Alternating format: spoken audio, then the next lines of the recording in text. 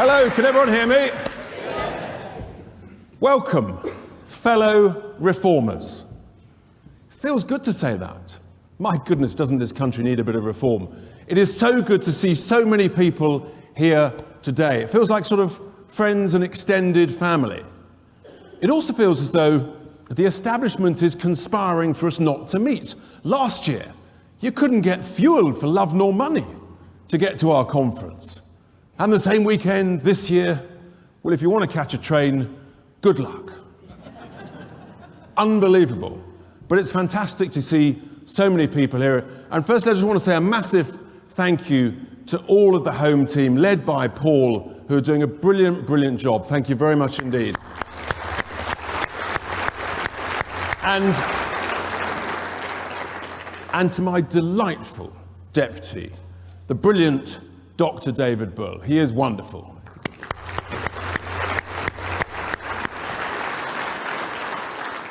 And goodness me, doesn't this room look absolutely fantastic?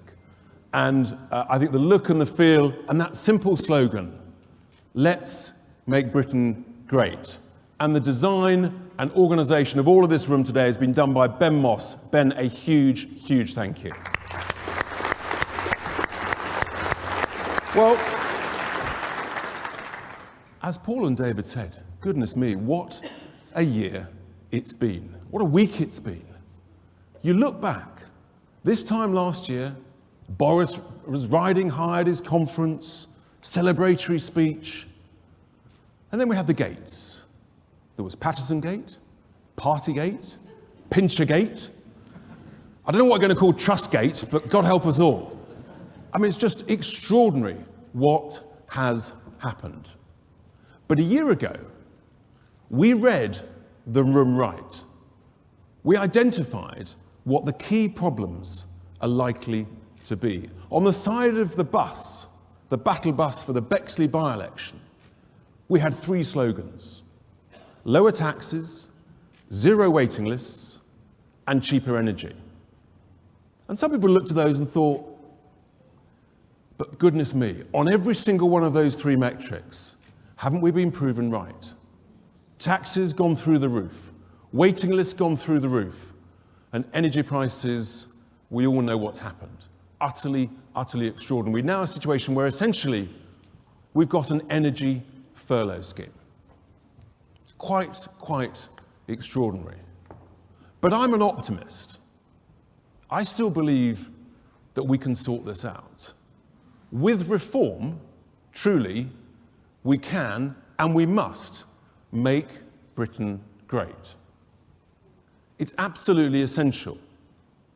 But what's happening at the moment is that this great country that we love so much, that we adore, we're being badly run by politicians, we're being badly managed by civil servants, and we're being badly governed by certain institutions like the House of Cronies. Oh, I'm so sorry, the House of Lords. And so we're being let down. And why? How long have the Tories been in charge? Certainly too long. When you actually say it's 12 years, I mean, 12 years. And what have we got to show for it? How many crises have we got? We've actually got a crisis of crises. It's hard to know where to begin. The list is so long, I shall probably forget. We've got an economic crisis. We've got a low growth crisis. We've got an inflation crisis. We've got a taxation crisis. We've got an energy crisis. Where next? We've got a law and order crisis. We've got a benefits crisis. We've got an illegal immigration crisis. We've got a courts crisis. What have I forgotten? We've got an education crisis. We've got a housing crisis. 12 years of these people. We've got an excess death crisis. We've got an NHS healthcare crisis. Thank you. The list goes on, folks. We could be here all day after 12 years of Tory rule. We've even got a barrister's crisis, for heaven's sake. How did that happen? And the thing about all these crises is that they're all self-inflicted. They're all self-inflicted by utter, useless incompetence.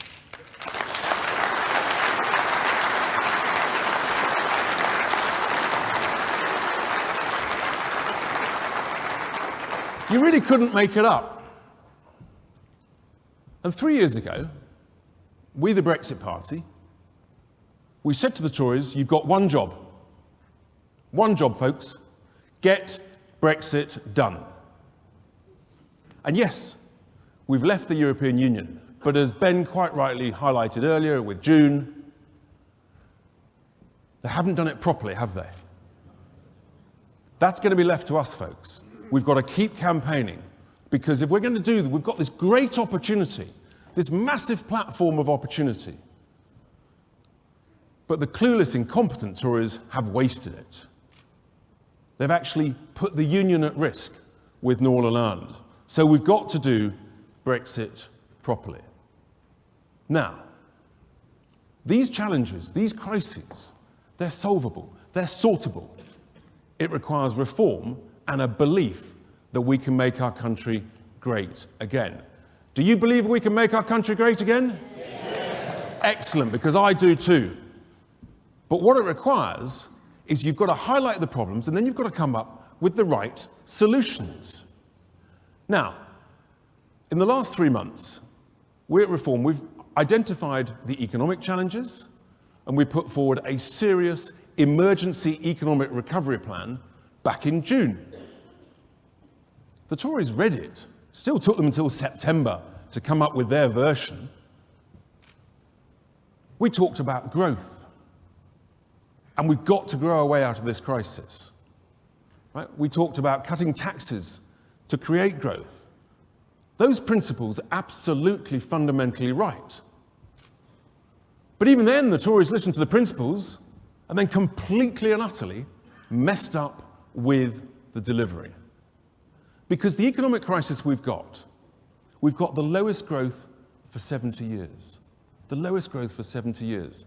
The highest taxes for 70 years. What else have we got? We've got the highest inflation for 30 years. We've got the lowest productivity for 20 years. We're told we've got a labour shortage. But we're not told there's 5.3 million fellow citizens of working age between 16 and 64, 5.3 million people on out-of-work benefits. That's 1 in 8. Just think about that. 1 in 8 adults on out-of-work benefits. In many cases, trapped by a flawed, failed system. But it's sortable. Because yes, you cut taxes, but you cut taxes, as David said earlier, at the lower end. You inject money at the lower end. So you lift the threshold for personal income tax from 12.5 grand to 20,000 people. That takes 6 million people out of paying any income tax whatsoever. It creates a dramatic incentive to get some of those 5.3 million people back into work. You cut VAT by a couple of % from 20 to 18. You do what Liz Truss promised but then hasn't done. You cut the VAT on the energy bills. You cut the ridiculous green levies on our energy bills. You do another important thing. A gentleman who's here, Howard Cox, who's the co-founder of Fair Fuel and does a brilliant, brilliant job. We cut fuel duty by 20p a litre. All of those things, they help the least well off the most. They help small businesses the most. And if you inject money through the least well off and through small businesses, you get the highest multiplier factor. You get the most growth. And morally, it's the right thing to do. It's what I call bubble up economics. The analogy I use, I don't know if it quite works, I'll try it anyway. It's like when you pour a pint of Guinness. I'm a big fan. And the bubbles just rise gently to the surface. And then you get something wholesome and truly delicious. That's what I call bubble up economics. The Tories version, it's a bit like when you've rinsed out an empty glass and there's a bit of water trickling down the outside. That's their version of trickle-down economics. That doesn't work. Frankly, I think the pint of Guinness is much, much more attractive. So we can sort these economic problems. It's all doable. We came up with that policy in June. And then in August, realizing that we've got an energy crisis, I put forward a serious emergency energy plan. Now, I described it that we were in a global energy war. And some people thought I was being a bit over the top, but I'll come on to that in a minute. We've got two energy crises, two problems. We've got a crisis of supply, and we've got a crisis of price. And both of these, again, totally self-inflicted. Don't get distracted by what Putin's done. In the last 10 to 15 years, as old power-generating plant reached its life expiry, our generating capacity was reduced. Just think about that. If an old power plant is no longer usable, maybe you'd replace it with another one, particularly when the population is growing by about 10 million people. Are we going to use a bit more power? Yes. Do we need a bit more capacity? Yes. So what do? Close it down. Plant after plant, nuclear power station after nuclear power station, thinking the sun is always going to shine, so you can import gas from overseas, just when you want it, just-in-time delivery. You can import a bill of electricity from France, just in time, just like that. Well, that's all very well, folks, until someone blows up the gas pipeline that we've seen in the last week or so. That's all very well until the electricity connector between us and France doesn't work. It's all very well until you realize that France hasn't maintained their nuclear reactors. It's not very smart to be reliant on other people for one of the most critical things we need, energy. Without energy, frankly, we're all stuffed. It is as simple as that. And are we lucky enough to have a bit of energy treasure under our feet? We really are. I mean, we've got centuries worth of coal. We've got decades and decades and decades of worth of shale gas under our feet. But oh no, these people think it's a really good idea not to use our own treasure, which we all own, by the way, but instead we'll buy someone else's energy. So we send our money overseas, we get their energy, we use the energy, so where's our money gone? It's gone overseas. It ain't coming back, it's gone. If we used our own energy treasure, then that money's still here, circulating around our economy. It's the economics of madness. And this has been done to us by senior politicians and senior civil servants, many of whom are still unbelievably in the House of Commons, the Ed Davies of this world, the Ed Miliband's of this world. This is nothing short of gross negligence, pure and simple. Absolutely shocking. The solution? We have a solution. So, on the price crisis, yes, the prices had to be frozen. But the government have done exactly the wrong thing. With their price freeze, what they're doing is they're borrowing from us, the taxpayer, and our children and our unborn grandchildren and unborn great-grandchildren. They're borrowing from us in order to give money to the already rich, primarily foreign-owned producers of energy in UK territory. My plan was different. My plan is to look, folks, we're in a warlike situation. In wartime, for items of critical production, the government sets the pricing of production. Now, I know to many of us, free marketeers, entrepreneurs, capitalists, I know that is tough. And I know people in this room said, Richard, what are you talking about? This doesn't sound right. But I used that word war 5 weeks ago. People thought maybe I'd got this wrong. Here we are. The gas pipes have been blown up, not once, not twice, it seems 3 times.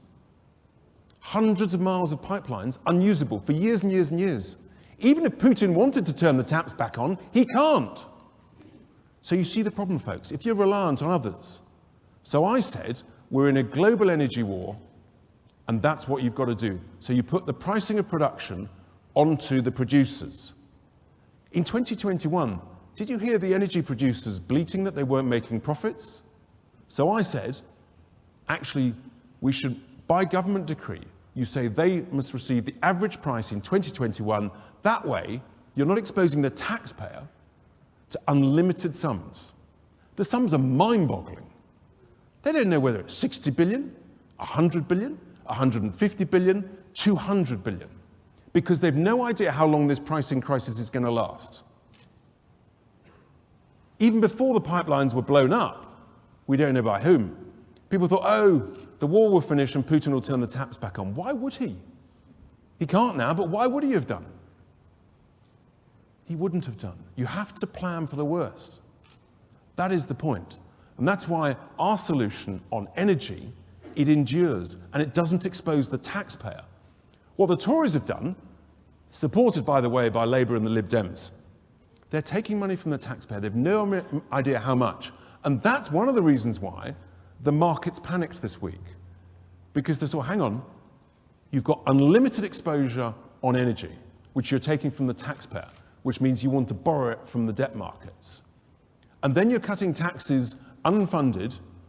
And of course, what they didn't talk about, which was the final bit of our key economic plan, which is you pay for those tax cuts by cutting out the wasteful government spending. Now, I think we've probably all seen, all of us in our own walks of life, we all see a bit of wasteful government spending, wasteful council spending, and it drives us all mad. Absolutely bonkers. You all know it. But in the same way that we're all saying, look, you've got to save £5 in 100 in our household budgets, in our business budgets, what if the government saved £5 in 100? If the government said to every manager of every spending department, you've got to save £5 in 100 without cutting frontline services. This is the tough bit, or you're fired. That's what we do in business. Now, I know that's uncomfortable in government speak, but that's what you do in business. That's what you do at home. If there's no money in the tin, you can't spend it. That's how you pay for it. That would have stabilized and settled and comforted the market as you go for growth. So you come back to my point on the energy price freeze. We've got an unlimited open book. And my worry is that this winter, that the energy price could go up and up. We've no idea. Oh, well, maybe we've stored lots of gas. Maybe not, folks. Because what happened? Those clever politicians and civil servants, they got rid of all our gas storage. That's why I talk about negligence. You couldn't make this stuff up. You really couldn't. If you wrote a fictional thriller, you wouldn't dream of this nonsense. It's just unbelievable.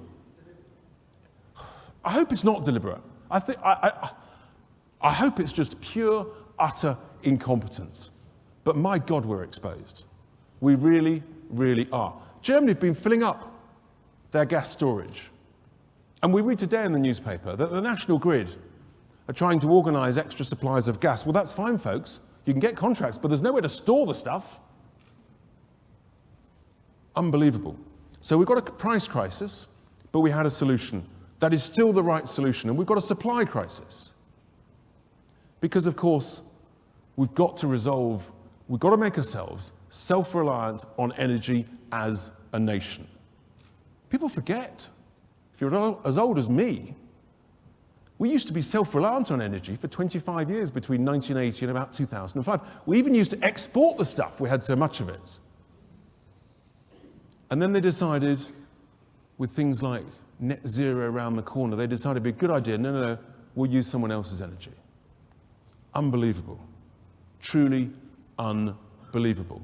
So we've got to fix the supply crisis, but it's going to take 10 years to build new nuclear power stations. And by the way, let's not use Chinese money, shall we, to build our next nuclear power station? Again, how could anybody think it's a good idea to let the Chinese fund it, design it, and then operate it? That must be the definition of madness. Thankfully, that has gone, but so, nuclear power stations. We need more licenses in the North Sea for oil and gas. Truss has talked about it. Fine. But then we need shale gas. We've got this great energy treasure under our feet. So much of it. And the truth is, it is incredibly valuable. And just think about this. Imagine £1 trillion of levelling up by drilling down. It's quite easy to say. And the point is, it's true. But our opponents, of course, they don't want this, do they? No, no, no. Now, have you noticed how they've changed tack? They used to say it's dangerous. Now they've shifted. They're saying, well, there's not much there. Really? Do you really think one of the UK's most successful entrepreneurs, Jim Ratcliffe, would invest hundreds of millions of his own cash if there were only a few years' worth there? I don't think so. You don't become a billionaire, right, by blowing hundreds of millions on a couple of years' worth of shale gas. There's so much there. They think there could be even higher quality, higher quantity quantities of shale gas than they've got in the States. This is a massive opportunity. The other things the opponents say, oh yeah, but you're subject to the international markets. More garbage. We're not. Do you know what the price is of US gas compared to ours? Do you know the discount? How much cheaper it is? Any guesses? Half? Good attempt. Go lower. Their prices are just 25% of ours. Why do you think that is? Because they're using their own domestic shale gas and they're keeping it local in the US. We could do the same. We could have long-term, fixed-price, government-backed procurement contracts between the gas producers and the retail suppliers. Again, this stuff's doable. I'm not a rocket scientist, but I know in business that actually producers and businesses rather like fixed-price contracts where long-term, you know what your costs are, you know you can make a profit, everyone's a winner. And then they say, yeah, but we don't want gas. Well, okay, so how are you going to use and fuel the 23 million gas boilers across all our homes across the... Oh, well, heat pumps. That's their other genius idea. All the electric comes from gas anyway. Well, exactly. So the point is we need gas. If we use our own gas, the great thing is the environmentalists, the eco-zealots should love it because you actually save CO2.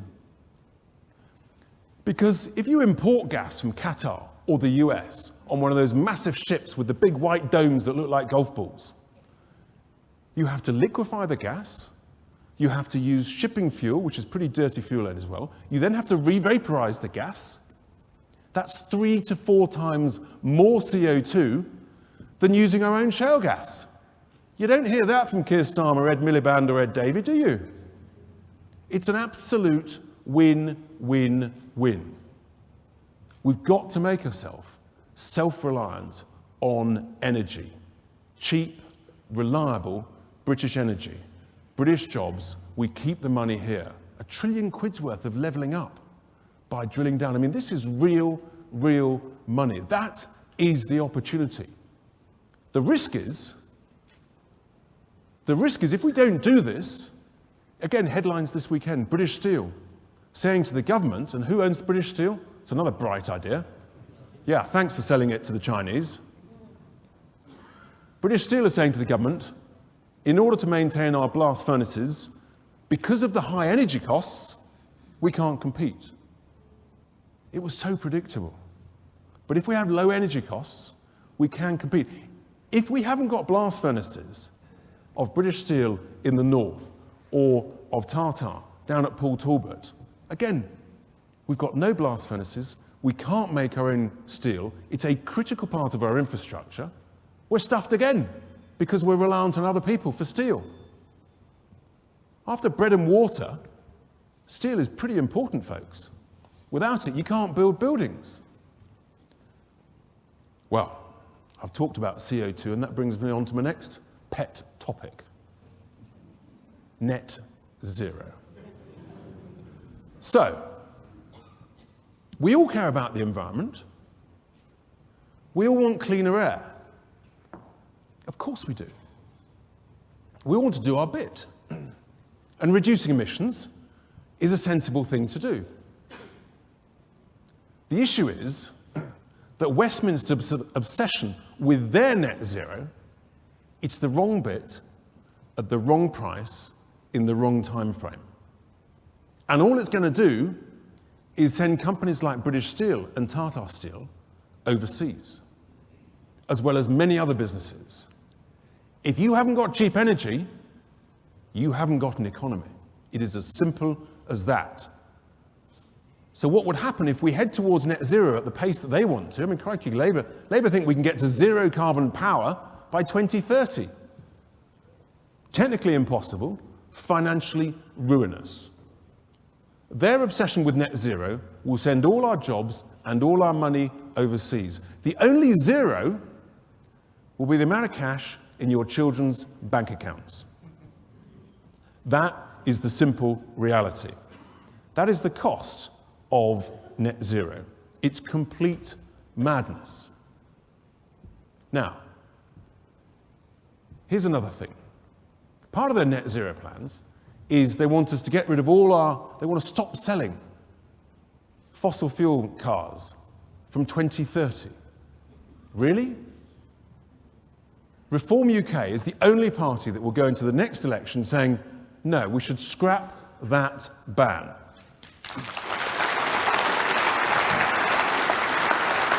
Of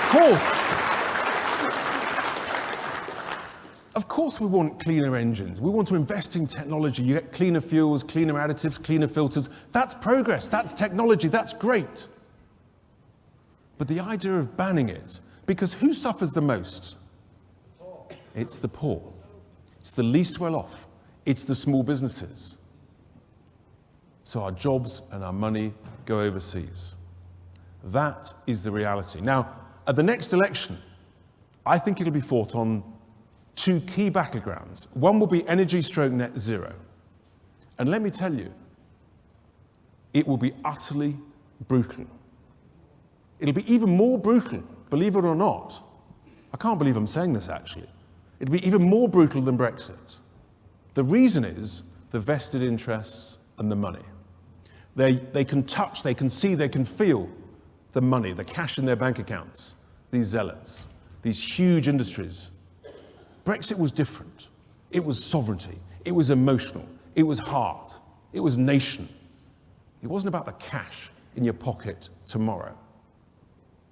This is different. And they are absolutely steaming mad.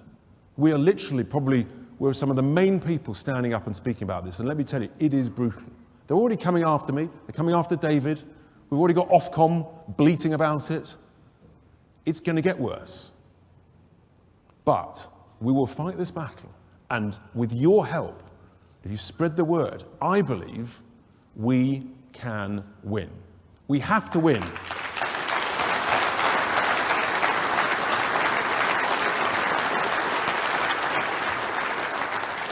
Truly, if we don't win this battle on net zero, it's basically game over. It is that serious. The other battleground I think that the next election will be fought on is immigration, both lawful and illegal. Now, lawful immigration, we're at Reform UK, we've always welcomed smart, sensible, lawful immigration that suits our economic needs, that meets our skills shortages as we train up our own people. Of course, and we thank all those amazing people who've come here, who've made their homes here, who've worked hard, paid their taxes, contributed to their communities, grown families, contributed to society. That's helped the UK. But we need a proper, grown-up national debate about how big should our population be? Because when you answer that question, you then got to work out, well, okay, so how many houses do we need? How many GPs? How many ambulances? How many doctors?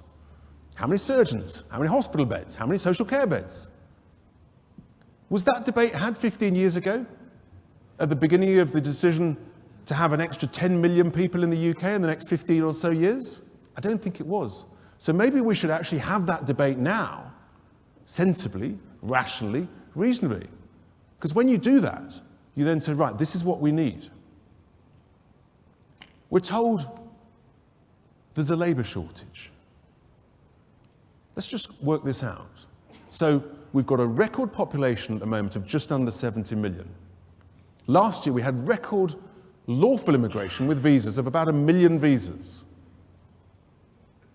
under Boris's take back control of our borders. But we're told by big business there's a labour shortage. And I know, many of you are business folk. There's a labour shortage. But what's going on here? Because there's 5.3 million people, 1 in 8, on out-of-work benefits. Something doesn't compute. Something isn't right. I know something's wrong when people come up to me and say, Richard, I've got people resigning from modest or low-paid jobs to go on benefits. You know the world has gone absolutely mad when that is happening. Absolutely ludicrous. The benefit system is structurally flawed. Our taxation system is structurally flawed when it pays people to go from working onto benefits. We have to change that. The truth is, we haven't got a people shortage.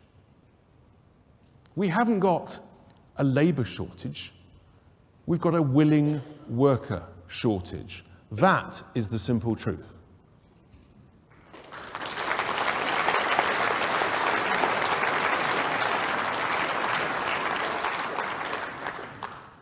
Which brings me on to the subject of the illegal immigration, mainly across the Channel. Well, as we speak, it's about 34,000 have come across this year so far, way more than the 28,000 from last year.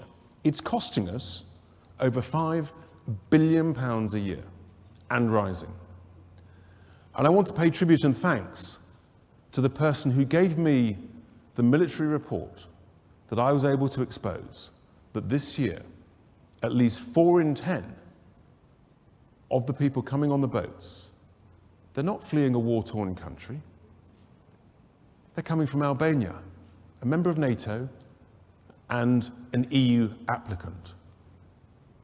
There's quite a big difference. Now, you can come from Albania on a cheap flight with a 30 or 40 quid visa, and you can work here for 6 months, for example, on the Seasonal Agricultural Worker Scheme. So if you can come here cheaply and legally, why would you pay 10 times as much to come here through a very dangerous route across the Channel? I suggest to you that maybe many of these people, that the truth is, they are potential foot soldiers for the vast increase in the Albanian criminal gangs that are taking over much of the crime in this country around the world of drugs. Albanian criminal gangs have taken over much of the drugs trade. It's horrific. The profits they are making are so enormous. I did the calculations. You know there's an issue because 10 years ago, there were 180 Albanian criminals in our prisons. Now, 1,600. If you project that growth another 4 years, there'll be more Albanian criminals in British jails than in Albanian jails. Just think about that. That is the madness. No one else wants to talk about this. I know it's difficult. I know it's uncomfortable. They're making so much money in the drugs trade that it's not enough to try and launder it through the car washes. Have you noticed?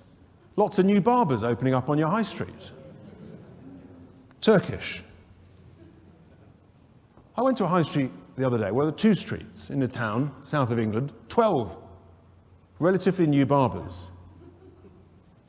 Almost no customers. They didn't want customers because what they want to do is fill their diary with fake appointments because that's how you launder the cash. Have you noticed candy shops appearing anywhere? It's a strange thing, though. There's no children in them buying candy. Why? Because they're laundering the cash through the car washes, the barbers, and now the candy shops. This is what's going on. It has to stop. We have to leave the European Convention on Human Rights. Suella Braverman, apparently... Now, apparently there is a Home Secretary. I thought the job was still vacant. But apparently there is an appointment. Suella Braverman. Now, she said in her leadership campaign that she would leave the European Court of Human Rights. Well, now's her moment. But I don't know if she's still on holiday. She hasn't found the office. She's nowhere to be seen. Silent, it seems. We have to leave the European Convention on Human Rights. And we have to have a very simple policy with the boats. It's basically what Australia did.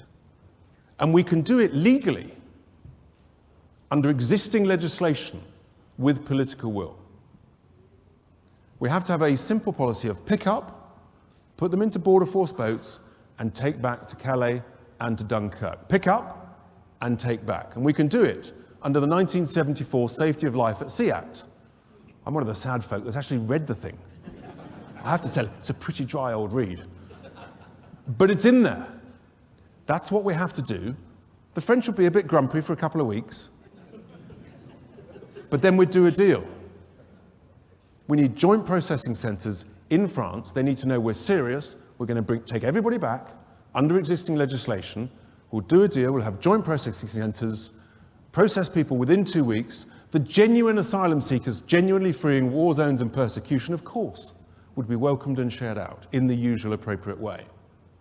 But we know the vast majority are economic migrants, and they should be returned from where they came. You could stop this with courage, with political will, in a matter of weeks.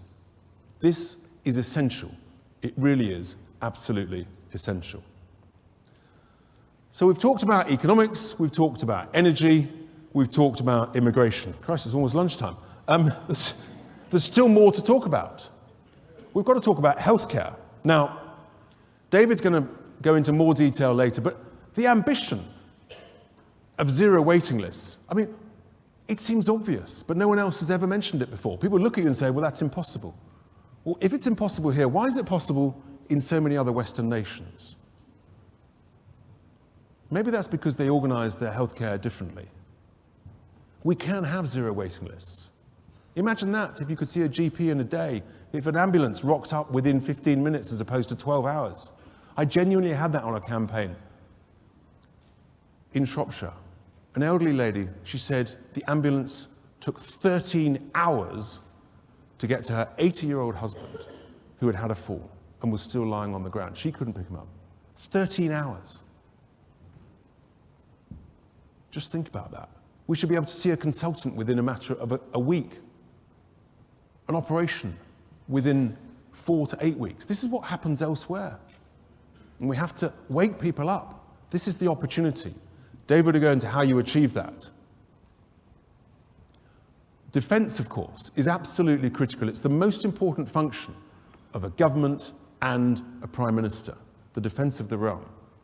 We are blessed with, I believe, the finest, the best trained armed forces in the world. And I pay tribute and thank them for all they do.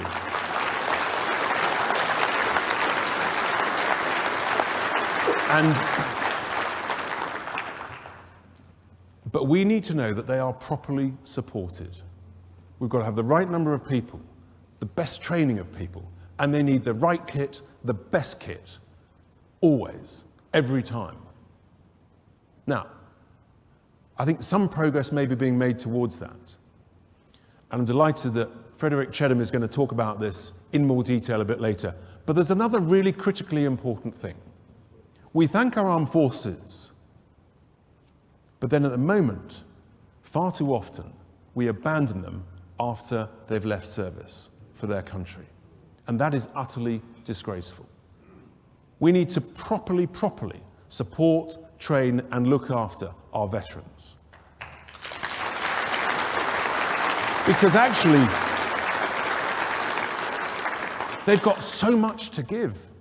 I mean, we saw it with the Queen's funeral. The split-second timing, foot-perfect movement, the logistics, the organisation. Just imagine if some of those leaders were leading our police forces or some of our hospitals. Maybe things would happen on time. You know, maybe people might be in the right place at the right time to get the right operation done. This is the opportunity. We should be using that talent, using that training, using that experience. And those who are struggling, veterans, they need proper support and help. That requires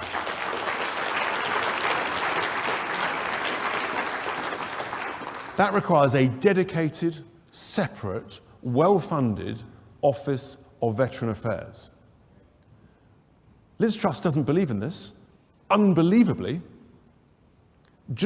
Boris has sort of talked about it.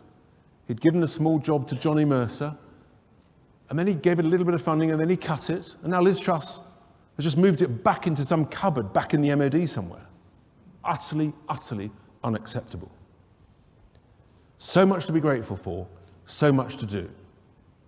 Then there's lawless Britain, law and order. I mean, our towns and cities, it's just tragic what is going on. The police, frankly, have been badly led for far too long. They spent too long painting their cars different colours and their helmets different colours, and the criminals are laughing. What's the chance of a criminal actually being caught, charged, convicted, and punished? It's less than 5%. So it's not surprising that criminal behaviour, violence, knife crime, thefts, antisocial behaviour is going through the roof. Neil McCabe is going to talk more in detail about that, but it's completely unacceptable. We've got to take back control of our streets. The criminals have got to know that crime does not and will not pay. We talk about, I touched earlier on net zero. Maybe what we should have is actually zero tolerance, net zero tolerance for low-level criminal activity. People need to know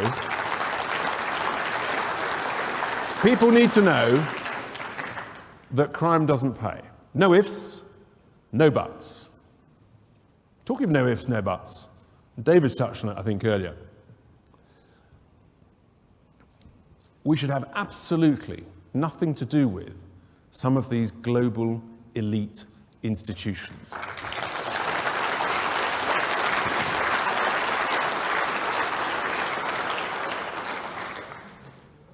The unelected, undemocratic, I think untrustworthy World Economic Forum should be nothing we should do.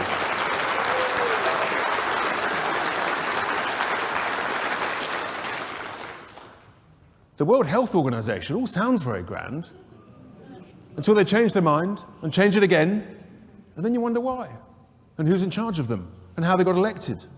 Oh, thanks to the Chinese. You see who's funding them, sir? You're quite right.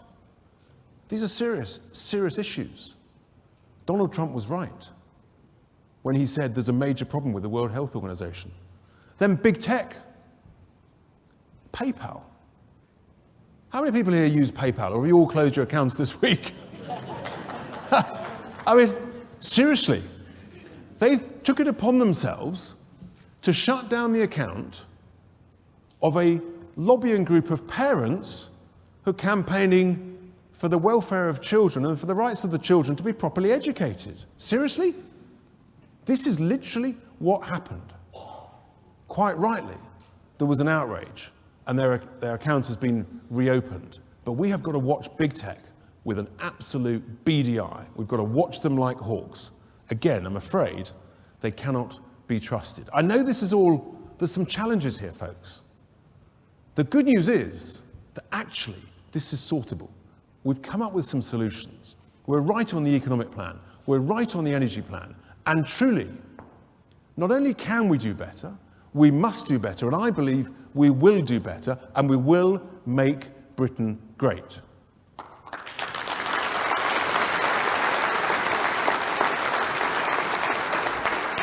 I know your stomachs are gurgling, mine included. We're almost there. The great news is that actually, with all of your help, we are going to make a massive difference. Westminster doesn't yet believe it. It hasn't dawned on them. But we will stand 600 candidates. Many, many of you are here today. If some of you are thinking about it, we must, please do stand. Tell your family, your friends, folks at work.